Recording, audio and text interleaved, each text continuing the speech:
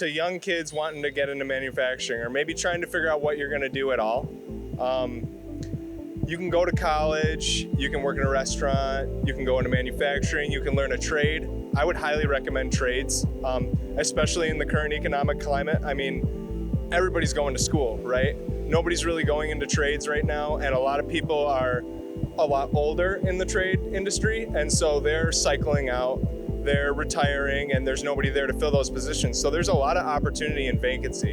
And I mean, in the United States, manufacturing is a huge part of our economic structure. So the jobs are always going to be there. And if you can find a place where you can make yourself more valuable in that way, you can secure yourself a career for your life to be able to do the things that you want to do and meet the people you want to meet and see the things you want to see. So that'd be my message, you know. I mean, give it a chance.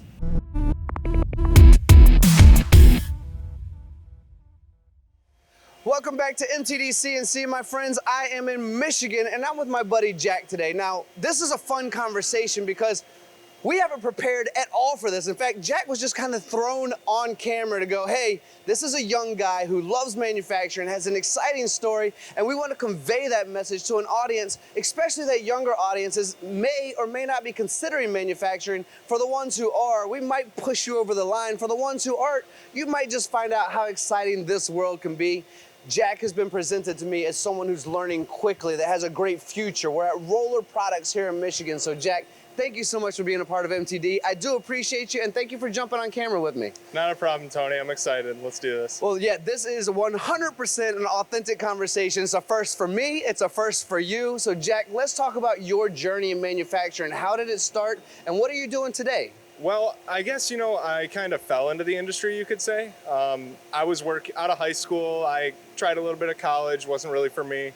I was working in food service, and then I got out of that, and one of my managers was then working at a manufacturing company that he was doing sales for, because he got his degree and stuff, and that's what he was doing. So he asked if I'd come operate, and I turned out to be pretty good at it.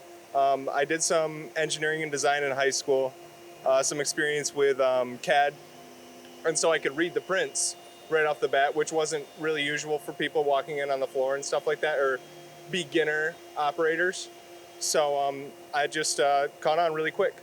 Yeah. When you talk about being able to catch on, and you mentioned the software side of things and reading prints and the CAD side of things, were you also a tinkerer on like motorbikes or anything on your car? Or is this more like a video game side of things where you got real creative? I mean, I like video games, don't get me wrong, but I've been a tinkerer my whole life. I mean, as a kid, you couldn't stop me from building with Legos all day.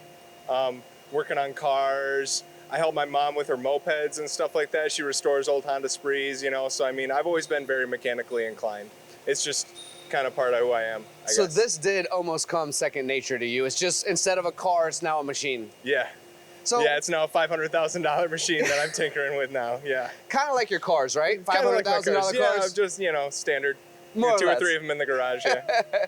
So when we're looking at these machines, one of my favorite parts when I was doing my machinist side of things was taking a material, whether it's a tube on one of these Swiss machines or whether it's a block of material, and knowing, okay, I purchased that block for $50 or $100, whatever it might be, and then turning it into something that I know is a component that's gonna either help the world or be fun for the world or whatever it might be, and that part is now worth $500 or $1,000. Do you enjoy that aspect as well? And what else do you enjoy about manufacturing? I do enjoy that aspect. It's nice turning something raw and what you wouldn't think of as worth something into something that's objectively, you know, worth something that somebody will pay you money for. I'd say that my favorite part about manufacturing is there's a lot to know. The biggest part about my job is that I'm aware of how much I don't know and how much there still is to learn. And I'm excited to learn and grow more in the industry, partly for my own personal satisfaction, but I also really like to be helpful to my coworkers and to management and to my boss and stuff, and just be more valuable to the company. So as I gain that knowledge, it just allows me to help those around me more, to have answers to questions, to be able to succeed and make things happen. You really are the best type of employee based on that answer you just gave. I'm trying, We man. need more of you across the board. That's amazing. So as you just mentioned about learning, the ability to grasp that concept at such a young age like you have, I started in machining similar to you. I've now traveled to over 50 countries around the world, and I'll let you know right now, working with some of the lead engineers from SpaceX to Samsung to Tesla to Oculus Rift and everything in between, and garage shops and people growing things, you are 100% correct. I'm still learning something new every single day. So that aspect of what motivates you is going to be extremely important moving forward. Now, with that being said, is there a message that you could give to the younger audience right now who either is just getting started or maybe doesn't even know much about manufacturing, to go, give us a look, this is why we like it, this is why we do what we do, to maybe go, now I want to get into it too, thanks to my buddy Jack Northman. Okay. Man, to young kids wanting to get into manufacturing or maybe trying to figure out what you're going to do at all, you can go to college, you can work in a restaurant, you can go into manufacturing, you can learn a trade. I would highly recommend trades.